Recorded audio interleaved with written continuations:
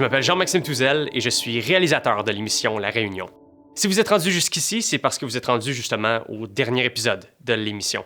Si vous n'avez pas tout vu, il n'y a aucun problème, vous pouvez tout retrouver sur notre chaîne YouTube, la page de TVSO, la télévision du Sud-Ouest. Sinon, à tous ceux qui vivent l'émission depuis le premier épisode, je tiens à vous remercier énormément d'avoir donné votre attention à un projet de télé local sur lequel mes collègues et moi on travaille depuis plusieurs mois et sur lequel on a mis toute notre énergie, mais aussi à un concept qui implique des centaines de personnes, que ce soit des danseurs ou des bénévoles. Pour le dernier épisode, je voulais laisser la parole à Mélanie qui a conceptualisé l'émission et à Yannick qui est le fondateur de La Réunion. Ce projet-là, c'est son bébé, c'est son rêve depuis tellement longtemps, puis de le voir se réaliser comme ça mérite toute notre attention puis nos plus grandes félicitations. La Réunion, ça veut dire beaucoup pour beaucoup de gens, puis c'est une réalité qui va cimenter, à mon avis, pour encore plus de gens à la 2e édition.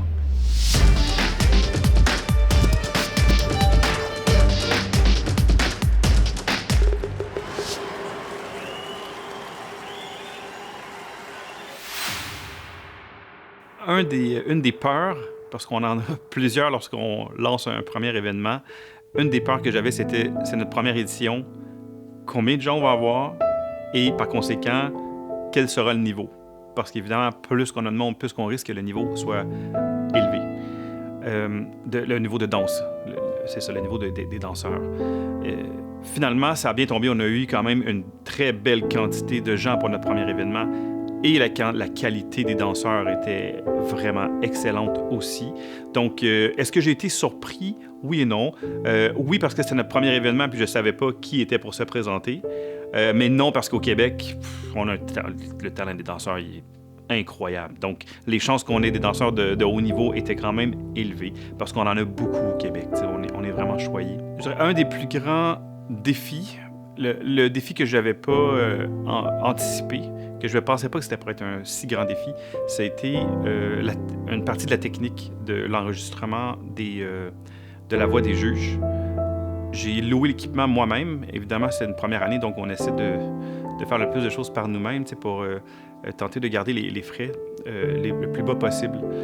Et j'ai eu plus de difficultés que prévu, mais malgré tout, on a réussi à passer par-dessus ces difficultés techniques-là qu'on a eues, et je ne crois pas que la clientèle s'en est rendu compte, à part que ça nous a occasionné un petit peu de retard. Il s'est passé, oui, par exemple, grâce à nos bénévoles, des petits miracles, comme on pourrait dire. Je dirais que ceux qui font les miracles, oui, tu sais, l'équipe, évidemment, font le travail énorme, mais sur place, ceux qui font les miracles, pour vrai, nos bénévoles, c'était incroyable. Incroyable. Le nombre de choses auxquelles on n'avait pas pu penser avant. Plein de situations qui se sont présentées. Un système de vente de billets qui décide qui plante, qui ne fonctionne plus. Et les gens trouvent des solutions. Quelqu'un qui arrive, qui est inscrit, mettons un invité qui était inscrit, on savait qu'il était pour être là, mais il n'était pas sur la liste. Il y a eu une erreur. Les gens s'en occupaient. Je me souviens de Raphaël, qui était une de nos invités, Raphaël Roy, qui devait chanter sur scène et que finalement ça ne fonctionnait pas, mais qui dit « Yannick, moi je suis ici pour quelque chose de plus grand que simplement faire une performance devant les gens. Je suis là pour participer à ton événement, j'avais envie d'être présente. Je peux pas chanter, je vais m'asseoir sur scène, je vais jaser avec tes gens, je vais échanger avec eux. On va faire ça, un petit bout chanté, un court bout chanté, sans pouvoir le faire comme c'était prévu. » Donc, je pense que ce qui était le plus magique dans tout l'événement, c'est que l'événement ayant un objectif plus grand que soi, c'est-à-dire montrer que je suis bon, ou montrer que je fais partie de cet événement-là, que je suis une personne importante, par exemple. C'était pas à propos de nous, tu sais.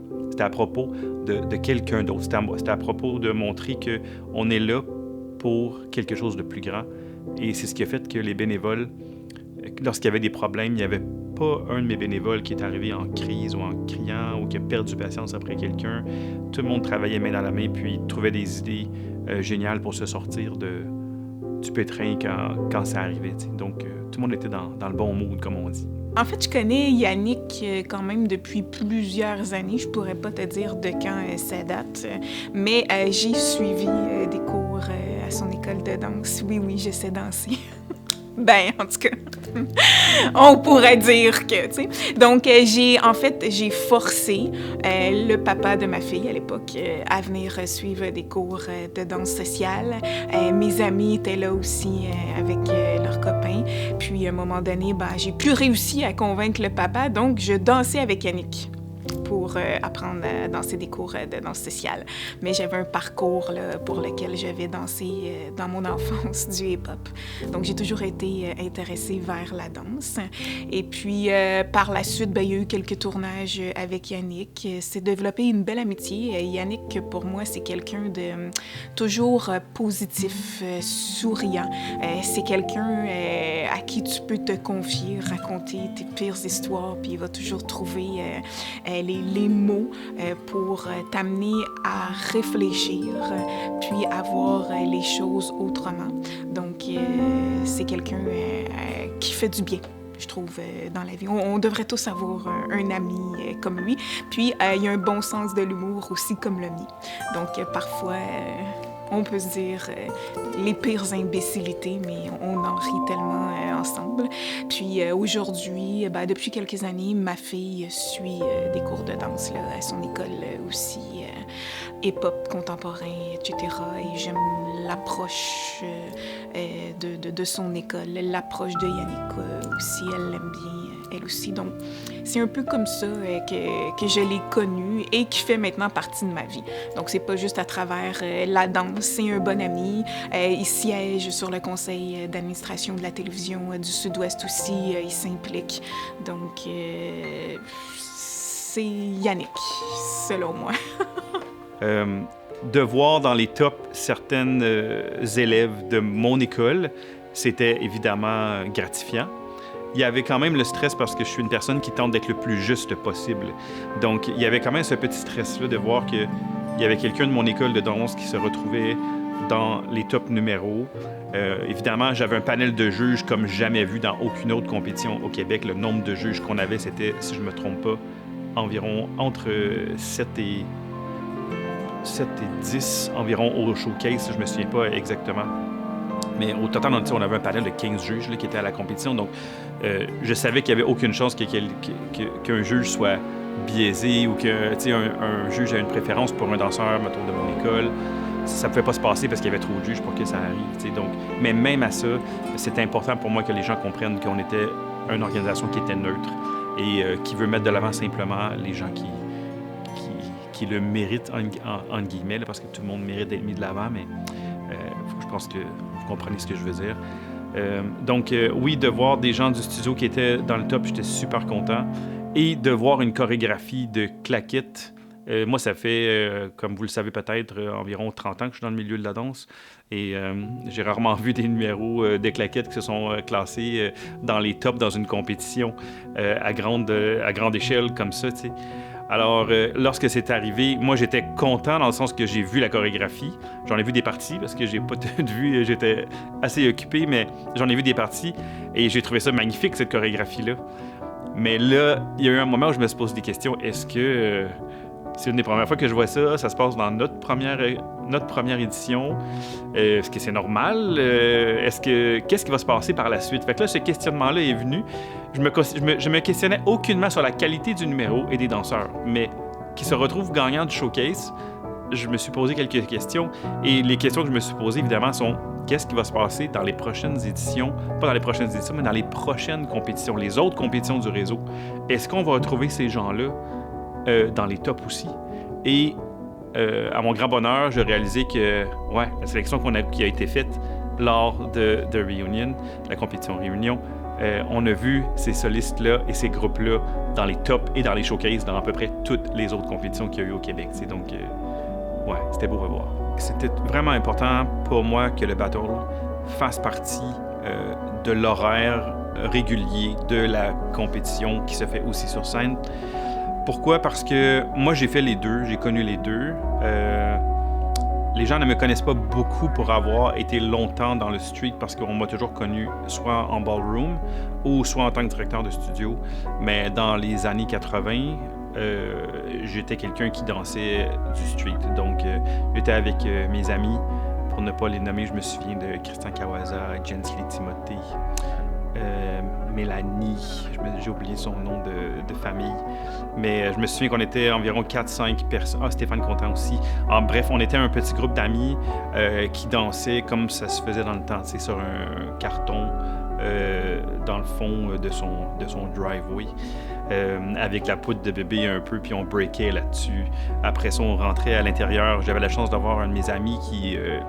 il y avait un garage et sa chambre était juste à côté du garage, puis sa mère le laissait organiser comme cette chambre-là comme il voulait. Puis il y avait des graffitis sur le mur. Il y avait 2-3 tables tournantes là-dedans. Donc, on dansait là-dedans, on créait nos chorégraphies, on regardait les derniers vidéoclips qui sortaient. Bon, tout ça pour dire que c'est là que la piqûre de la danse, pour moi, est arrivée. Et avec les années, j'ai réalisé que je sais pas si c'est le bon mot, mais je vais quand même utiliser ce mot-là, c'est plus complexe que ça, mais il y a une sorte de division entre les gens du street et les gens de la scène, du commercial, on pourrait dire, des compétitions. Et moi, pour avoir fait les deux, j'ai un énorme respect pour les gens du street, mais j'ai aussi un énorme respect pour les gens de studio, qu'on va dire, qui apprennent en studio. Et j'aime les deux mondes. Ce qui est important pour moi à la base, c'est que ce sont tous des passionnés de danse, t'sais. Et j'avais envie de les rassembler. C'est pour ces raisons-là que j'avais envie de les rassembler, pour ouvrir un peu la conscience des gens qui dansent dans les studios, pour qu'ils comprennent mieux de où ça vient. Mais pour le comprendre, je crois qu'il faut le vivre. Donc là, ils n'ont pas vécu un battle exactement dans la rue, là, street, mais les gens du street sont venus. Et ça, c'était pour moi, je ne sais pas quel mot utiliser, mais je suis tellement heureux que les gens du street ont décidé de participer en si grand nombre. Des gros noms là, du street qui sont venus à l'événement. Et c'était un succès, le battle. Et le mix des deux, ce que je voulais qu'il se passe, s'est passé. Les gens de chorégraphie ont participé ou regardé, et j'ai eu tellement de bons commentaires à ce sujet-là. Donc, évidemment, ça revient cette année encore, le battle, puis j'ai hâte de voir. J'espère qu'à court, moyen, long terme, que ça va faire une différence et rassembler un peu les deux mondes. Quand il en a parlé, je trouvais l'idée géniale parce que ça s'était jamais vu. Et je me suis dit, il y a quelque chose à faire avec ça, mais on a laissé ça dormir. Puis, à un moment donné, je me suis dit, non, faut le faire. Il y a une série super intéressante à faire avec ça. Puis, on voulait une émission avec des jeunes.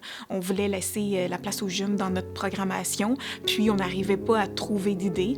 Et là, de voir des jeunes qui dansent, pour qui c'est totalement une passion, et à un niveau compétitif pour lequel tu dois donner des sous à une cause qui te tient à cœur, ben c'était juste tout simplement magique pour moi.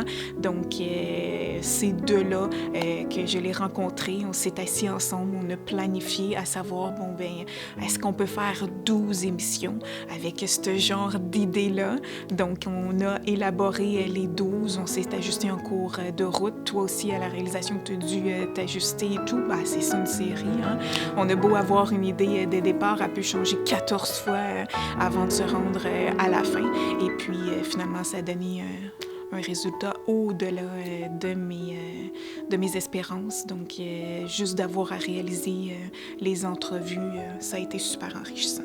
Je dirais que la première chose qui me vient en tête, qui fait que c'était un succès puis que les gens veulent revenir, en fait, pas veulent, mais reviennent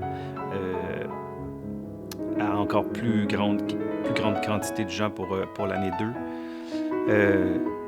c'est que c'est un concept qui est connu, c'est-à-dire une compétition de danse, mais qui a vraiment un objectif qui est différent, où les gens vont danser pour quelqu'un d'autre. Je crois que c'est ça qui fait la grande différence.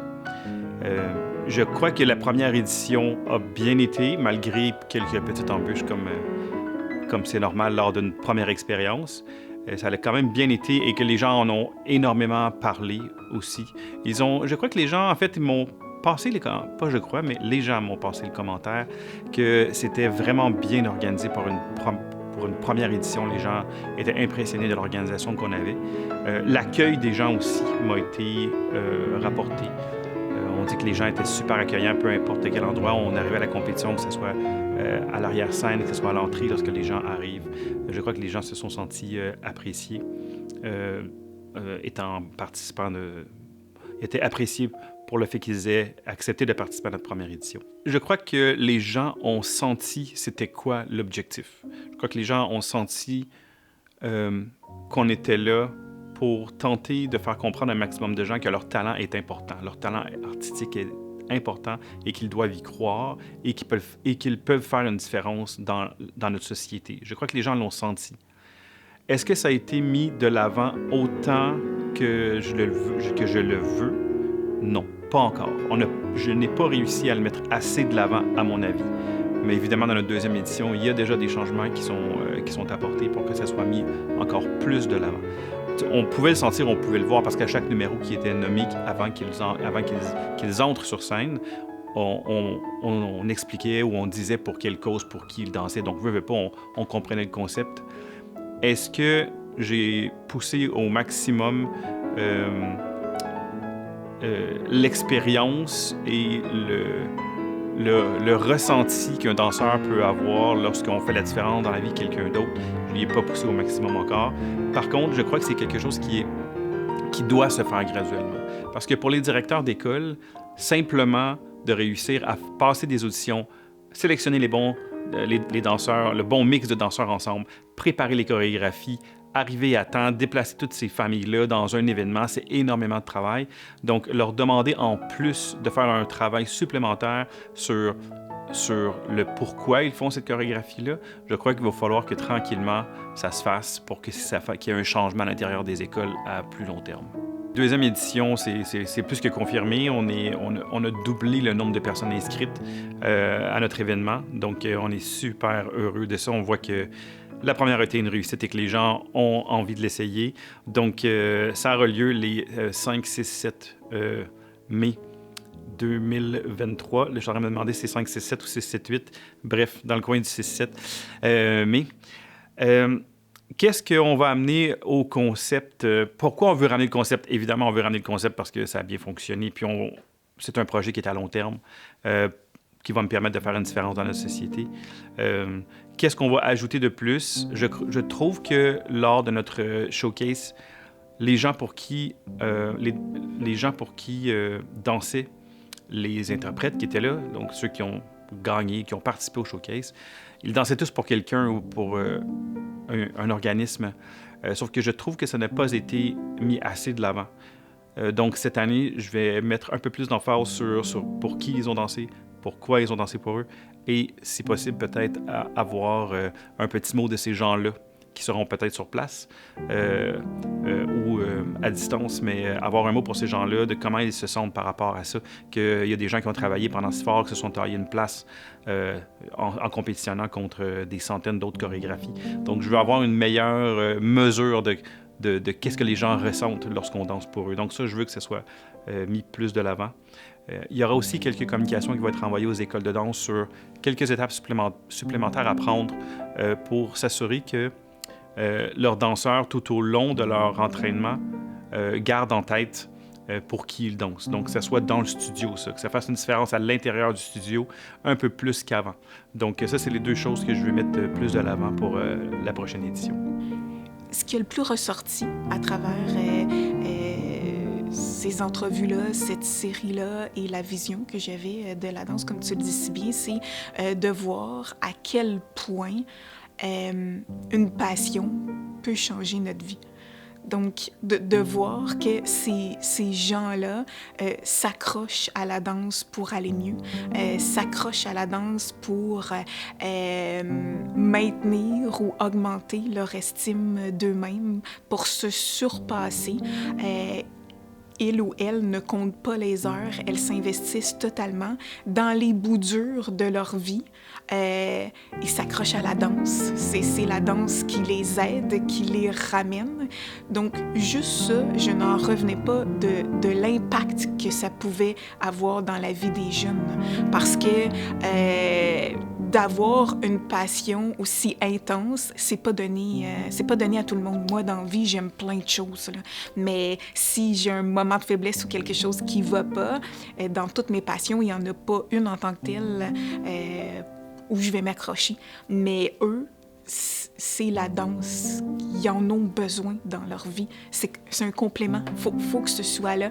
Puis d'avoir eu ma fille à mes côtés pour quelques-uns des tournages, qu'elle puisse assister et entendre ça, je trouvais ça génial que du haut de ses 12 ans, elle puisse réaliser l'impact que ça peut avoir dans sa vie.